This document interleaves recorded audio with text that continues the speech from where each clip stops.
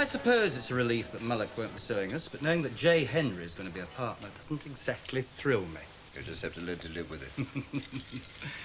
Slight ray of sunshine is that he'll be too busy jetting it round the world to spend too much time here. Cheers. Did you tell J. Henry that Mullock is withdrawing his offer? Mm-hmm. And why? How'd you take it? Stone-faced, heart to match.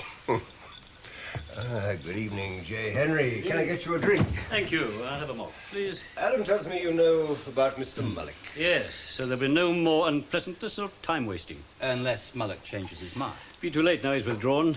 Besides, he'd be far happier with his Lieberman Duval contract. Ah, that suits Will. Jill didn't mention that to me. Or to me. Well, you know, J. Henry, that the board have already voted to accept your offer. Now that Mullock is no longer in contention, it's purely a matter of paperwork which we'll push through as quickly as possible. Fine. So, unofficially, we welcome you as a new shareholder and director. So that'll mean another amendment in your directory of directors? Well, I've had warmer welcomes, but I take that in the spirit in which it's meant. Yes, welcome, J. Henry. Thank you, my dear. I came in, actually, to remind David and Adam that we've got to see someone for the restaurant manager and head waiter's job. Mr. Paul Ross. Who's going to see him? Actually, darling, I've got something that I want to do. J. Henry, now that you're a member of the team, why don't you interview some of the applicants for the jobs? Why not? I'll see him with you two. After all, a good head waiter's vital to any restaurant that has pretensions to being a restaurant.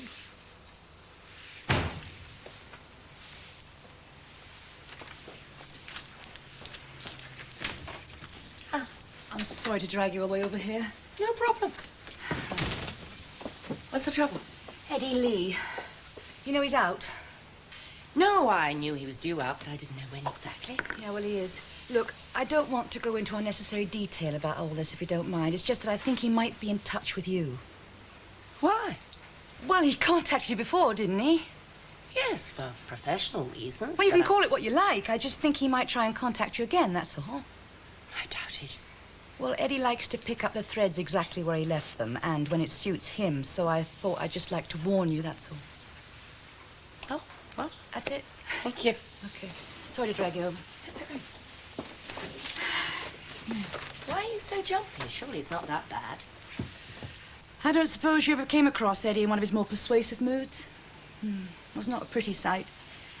And he suspects that Reg Lamont was, well, advised of certain plans he was going to do, and he's not what you'd call over the moon about it. And what does Mr. Lamont have to say about it? Not a lot. He skipped the country.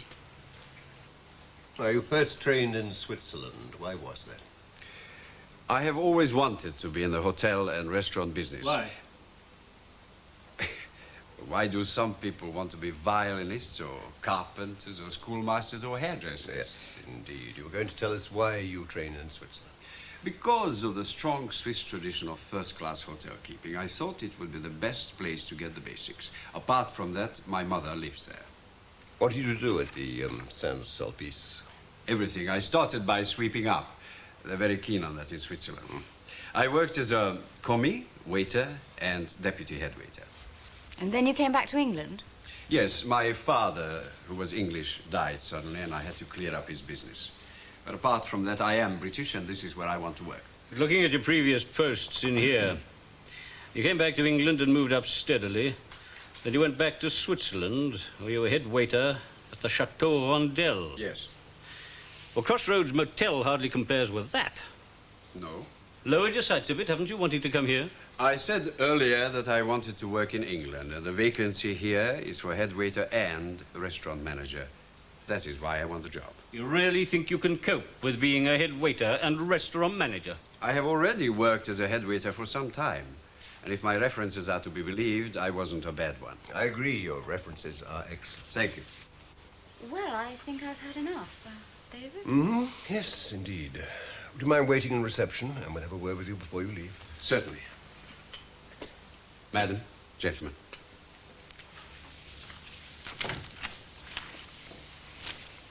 You were a bit hard on him, weren't you? Yes. Thought you overdid it. Perhaps. However, I thought he stood up to it very well, and he's got a pleasing personality. Yes, I strongly recommend that you take him on.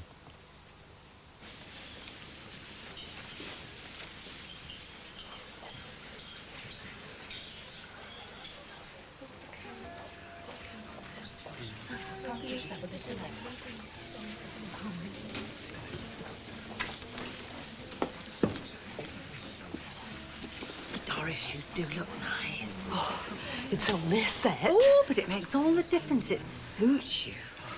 Don't Mr. Logan look smart? Oh, yes, he went into Birmingham this morning and got himself something decent to wear. What's all this I hear about him moving into Mrs. Bryce's? Oh, well, that had nothing to do with me. It was just a joke on his part. Still, it's sensible. He couldn't stay on here. I think you're coming round to the idea, aren't you? What idea? Well, you and him, of course. Oh, don't start that again, Kath. This is a business dinner, pure and simple. Business? Yes. He's thinking of buying a small shop in the village, and he wants my advice. Oh, he's staying on then, for good? Nothing's been decided yet. Hey, good evening, Mrs. Brownlow. Oh, menus. Oh, thank you. It's on his way. Darling, we found ourselves a new head waiter. Oh, good. You all right? Yes, of course. Anything happened at the garage? What would happen at the garage? Come in. Mr. Ross, now, if we can agree on terms, when could you start? Monday. I have a few personal matters to attend to, and I'd like to take a couple of days to move in. Well, in principle, we would like you to do a 3-month period, but could you come in tomorrow and we'll talk about it in detail? I look forward to it. Good. Before you go, I'd like you to meet Mrs. Hunter, one of our directors. Yes. How do you do? Ross, How do you I'm do? the head waiter. Mrs. Harvey, I wondered if I may have a few words with your reception about that matter we were discussing earlier. Oh, yes, very well.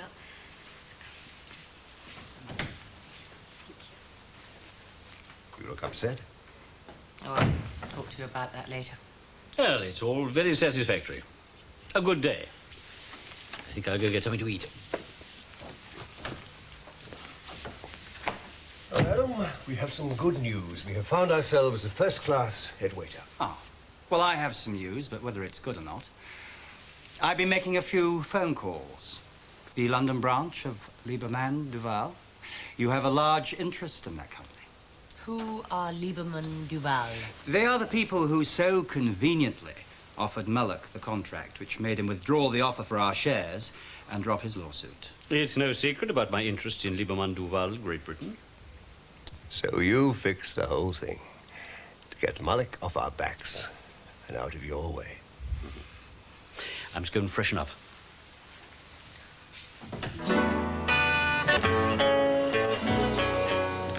J. Henry Pollard.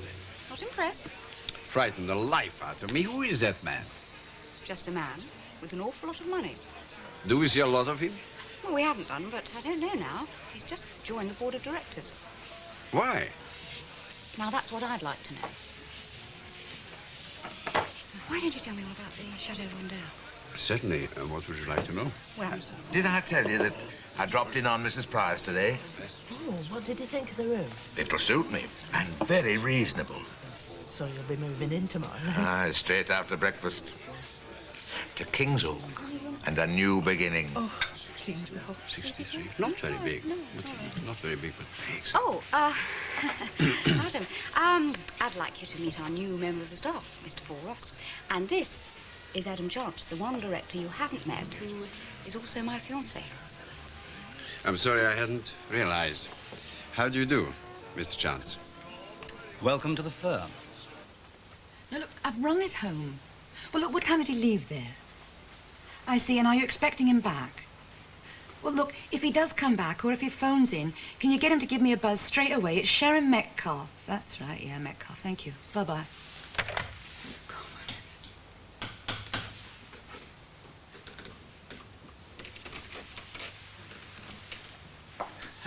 Couldn't get that belt to work, didn't I, that? Not a peep. This could have been something of a handicap if I hadn't served my apprenticeship.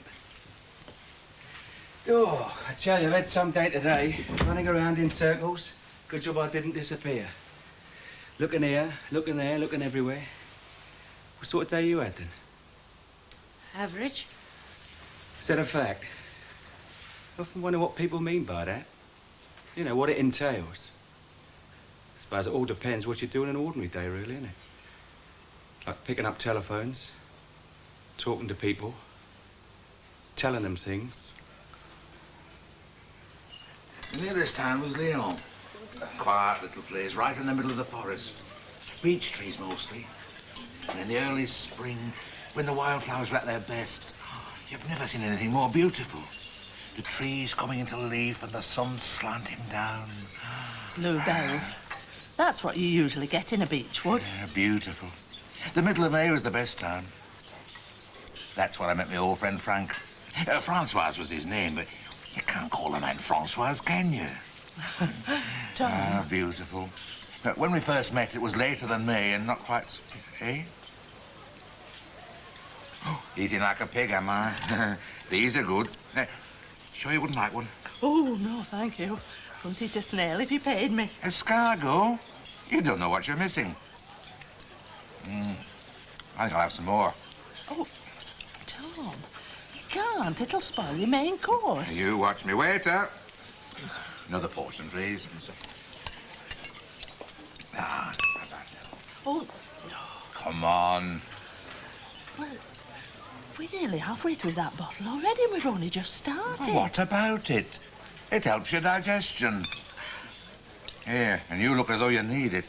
What did you say you call that? It's a prawn cocktail. Oh, get away. If you can find a real prawn in that, I'll turn my collar and call myself Parson Arkwright.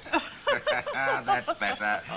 We're out for a good night. Enjoy yourself. You always wear a card, Tom Logan. You haven't changed. That's what I've been trying to tell you. I haven't changed, lass. Neither of you. Oh, they look good. Now, are you sure you won't have one? Oh, quite sure. Oh, beautiful, beautiful. Thank you. Oh, yes. Living in France, Tom, you've got a lot of peculiar habits. Shows, does it? Well, nobody would take you for an Englishman eating like that. You make it sound like a criminal offence, relishing your food. People are looking, Tom. Let them look. Bon appetit. Oh, you were telling me about this friend of yours. Oh, aye. Where was I? You were saying how you first met up with him in the woods. Oh, yes. Lyon Enfoiré. The French resistance, they had places all through the forest. They used to use some of the clearings for meetings with our agents, parachutists, things like that. Well, Frank and his men soon heard that some of us were being kept captive in a place called Beauchevel. So they made a raid and got us out. That's why I went back after the war, to say thank you. You stayed up nearly 40 years. You never met anyone? You never thought of getting married? I mean, there must have been girls about. Aye, one or two. Marriage, well, my mind was always at home, I suppose. And I always had your blessed engagement ring in my pocket. Oh, yes. But if you thought I'd married, Harry... I should have had my head read, I suppose. But Mother always said that you were the girl she wanted me to have. You'll never get better than Doris, she used to say. The day you joined the Land Army. Oh, I can hear her now. I was on leave, you remember? Well, she gave me stick, I can tell you. You great fool, she said. You know what'll happen? She'll find a nice farmer and get herself wed. So, that's why you went into Leeds and got the engagement ring? I got the first bus. Waiter. So better have another bottle, please. Make it a burgundy this time, eh? Oh, Tom. No arguments. We've got a whole lifetime to fill in. But first, I think... where is it? You know, the... Through the door first on the left. Right. Shan't be long.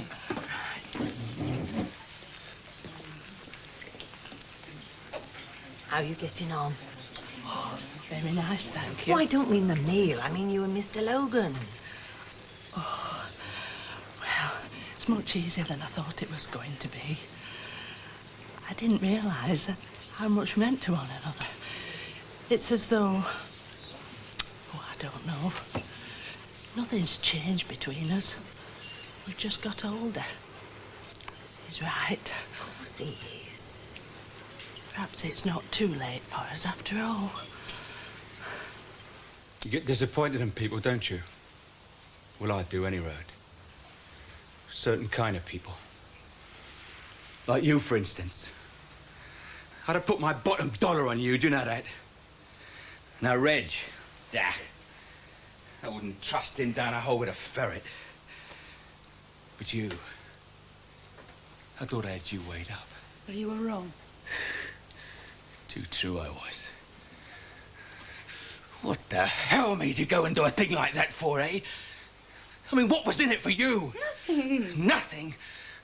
I'll tell you what you messed up for me, my old love. 40 grand in readies.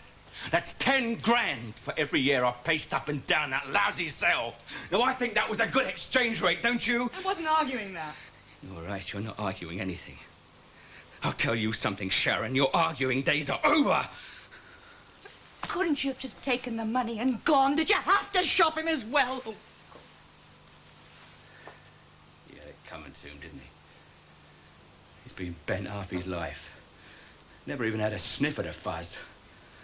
Other people take the risks. Other people do the bird, and Reggie gets the cream, and you have to go sticking your nose in, don't you, eh? You sit there in almighty judgment between that Ponce and me, and you take his side. Yeah. Just tell me, I mean, why, Sharon, eh? Just tell me why. Love. Don't tell me that old Wally got to you, Sharon. His son, Ashley. No. I've heard everything now, haven't I? Gone a bundle. Sorry. Couldn't help it. Look, for months, I've known the whole family. If it had just been between you and Reg, I could have stood aside, left you to it. But not Jennifer and Ashley as well. I couldn't stand by and see them suffering. It would have torn them apart, Eddie. That's 3 lives, not 1. 4. Counting yours. Oh, yeah. You can count that as well, yeah. Yeah. What, that? That evens us up a bit, eh?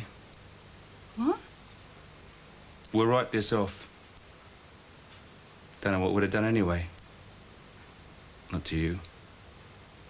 Too much left over, eh? Ticking away in here. You know, if it had come to action, I reckon you could have seen me off with a decent left hook. Hey, where are you going? Try to raise some cash and a promise. You look after yourself, all right? Yeah. There is one thing, Sharon. What's that, Eddie? Get yourself a decent lock.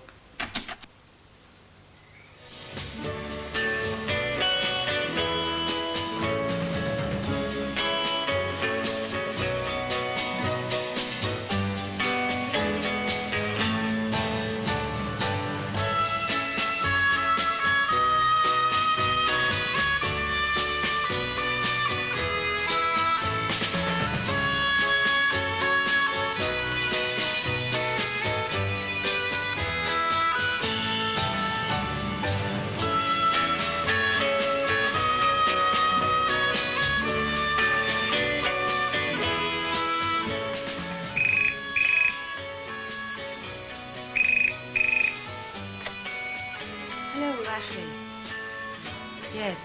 It's all right now. Panic's over.